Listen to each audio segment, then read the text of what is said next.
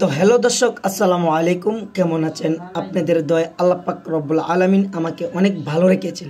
তো আজকে চলে এসেছি চট্টগ্রাম ডিসি পার্ক, যেখানে সারা চট্টগ্রামের মানুষ মানে ঘোরাফেরা করতেছে, এমনকি আসতেছে। তো কত হাজার হাজার লোক আমি এখানে দেখতেছি, কিন্তু কথা হচ্ছে আসবো আসবো বলে আসতে পারতেছি না, সময় নেই। আজ চলে এলাম।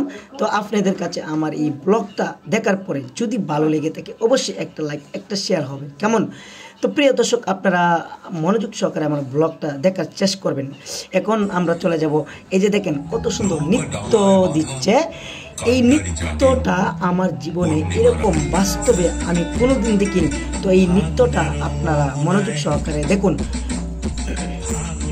তো দর্শক, আমি আসলে ভাবতে পারি নাই যে চট্টগ্রাম ডিসি পার্কে এত সুন্দর একটা নৃত্য হবে, আর এত সুন্দরভাবে নৃত্য আমি এত সুন্দর পরিবেশের মাধ্যমে।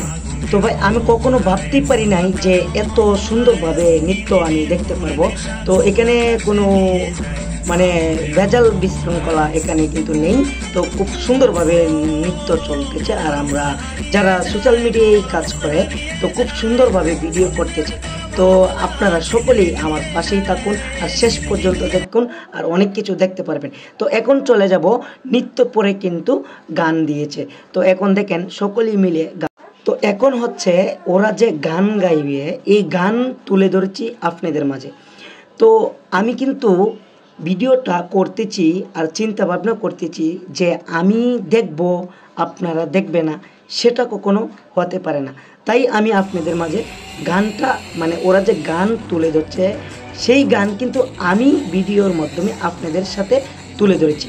তো আপনারা দেখেন পরিবেশটা, এমনকি কত সুন্দরভাবে তারা গান গাচ্ছে। আমার কাছে মানে আসলে অনেক ভালো লেগেছে।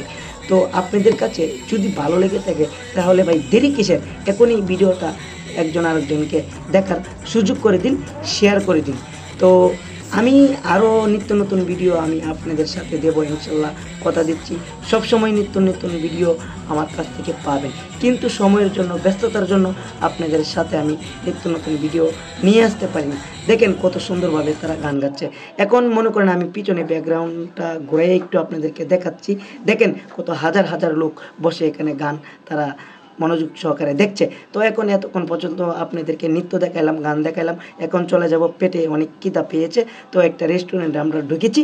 তো রেস্টুরেন্টে এখানে মানে খাবার খুঁজতেছি, তো ভালো খাবার আছে, বিষয়টা এরকম না।